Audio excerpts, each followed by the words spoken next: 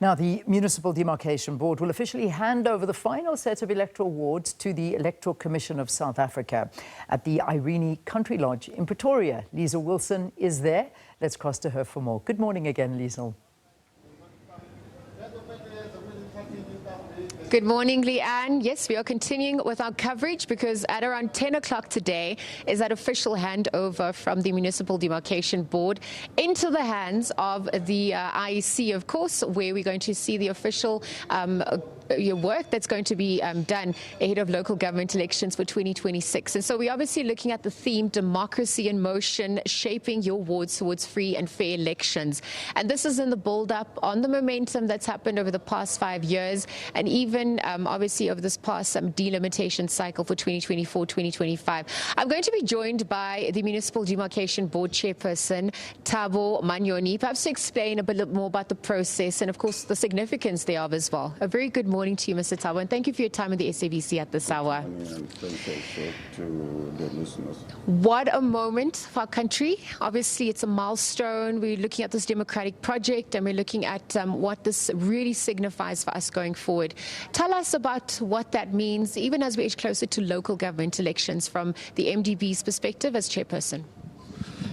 Let me first indicate that most of South Africans, they really don't even understand what the MDB is all about.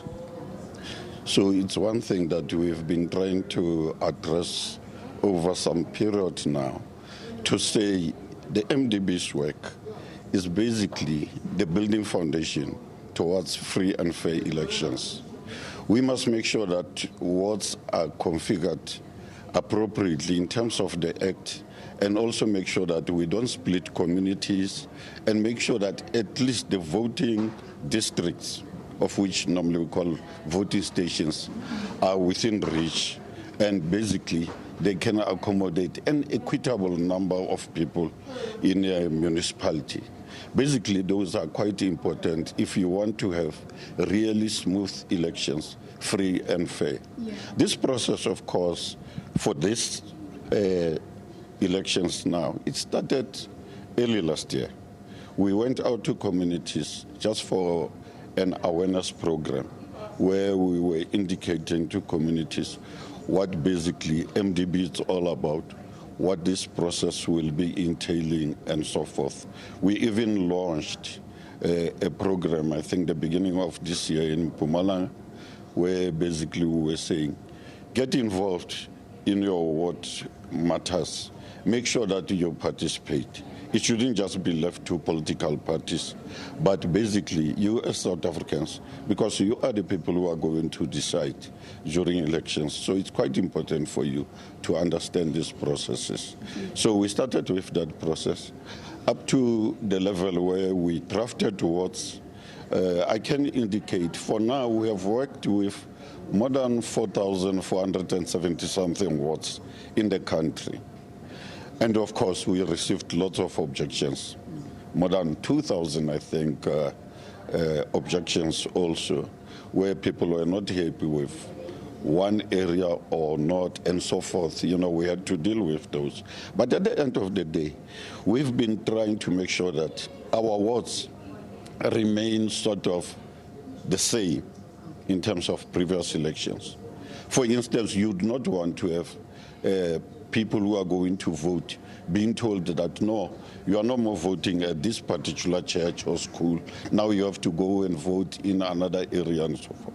Of course, that discourages your potential voters and frustrates political parties also. So we are mindful of those facts. Although, of course, in some cases, you have to split communities simply because of legislation. And also, in some traditional areas, you know, our traditional leaders would like to have their communities within a particular ward, and they would not want their members or their citizens to be straddling across other wards and so forth. So those are the areas that we basically have been dealing with, making sure that even if we address those concerns, we are within the confines of the law. At the moment, I must indicate, in terms of the objections that we have received, we tried by all means to accommodate whatever that was said and make sure that at least we stick with some of the concerns. I must indicate that there are some of the objections that we didn't agree with, but relatively speaking, it's basically a very small amount of areas that were changed, varied, and so forth. You'll understand that in some areas you have to really vary or change. For instance, in KZN, there have been people, because of disasters and so on, they had to move. And of course, people don't have maps with them to say, I can't relocate myself in this area. It's a boundary and so on. So you'll find them straddling across the boundaries and all that.